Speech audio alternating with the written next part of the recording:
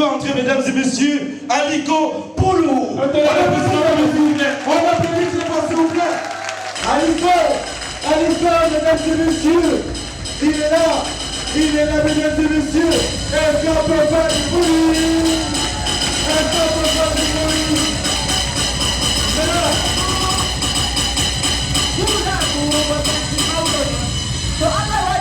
Pullo adagi zanzibi yati Allah wadi kampullo zaladi kapullo osansi maudo ofamo ya bayana ngato Allah wadi baudo wadi kapullo acu bijahira biwento jamiri sakirawe jamiri ya bodon betana may garol modon wara wada suteli artiste modon sakike modon mangane boleh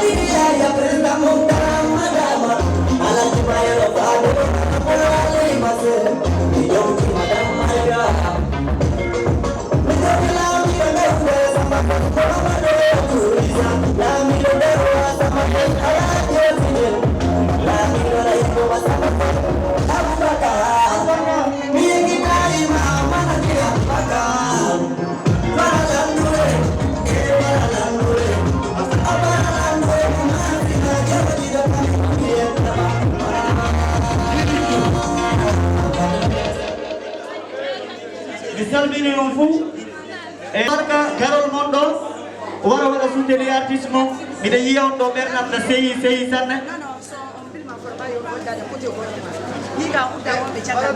nenno mi jowta pare ramando ali jim e abokar so e paralandoure mi jowta mare nembe madam koyta andi sakare habibatu diallo albarka président comité malien en fou du douala do enema tal albarka garol morodo bi jota monsieur le maire Ousmane Yerima président des jeunesses malien Isif Sengapré yano minani bamaran ko be du na wolido be foli dia balma bamana o bela jelema minu be yanno suina vraiment awdani jarayi kanande ma ko gora bena na here la chugo mi ala ka segini be here la fika so and with this on the beat bada donno ke jomo ye to gajo o da tako timda tako to ko de la mori be mama tele dere ana via ana iduma sona via take ujune ana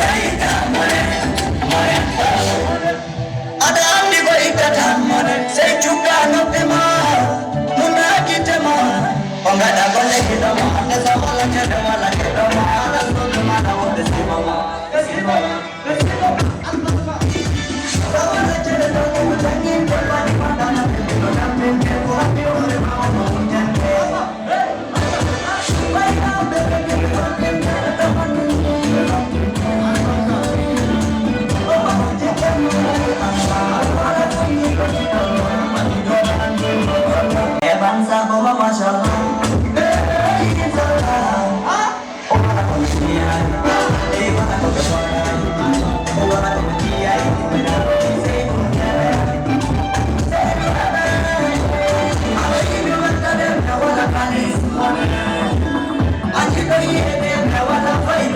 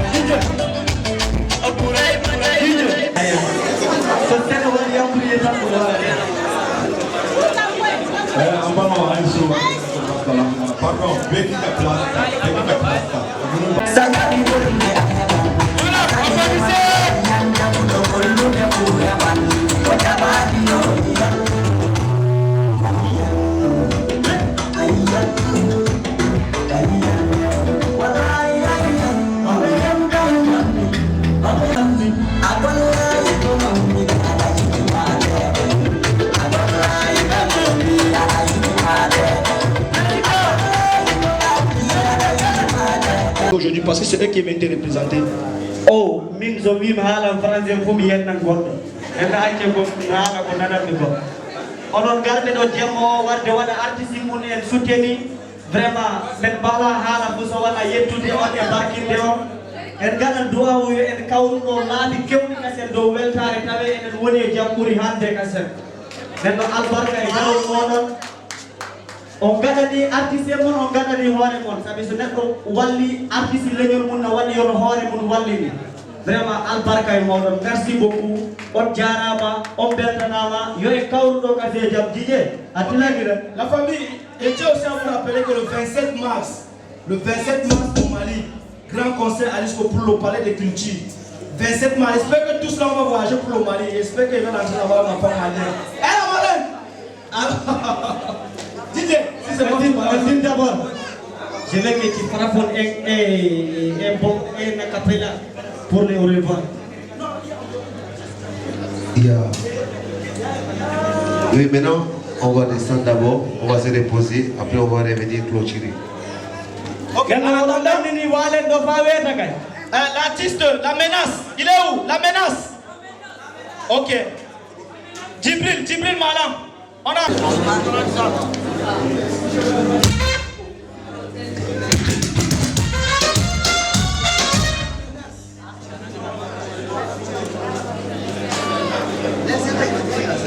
Salam dawaje o gentama o gelanama hayru e boggal emi yetta woɓɓe yiɗe nde o jiɗimi on gari kon séramin o jarama o beltanama emi yetta alis ko pullo o moyi ga lesdi Mali inchallah wari Cameroun ha en gaɗa weltare belɗoɗo o jarama o beltanama sakiraɓe jeeɗi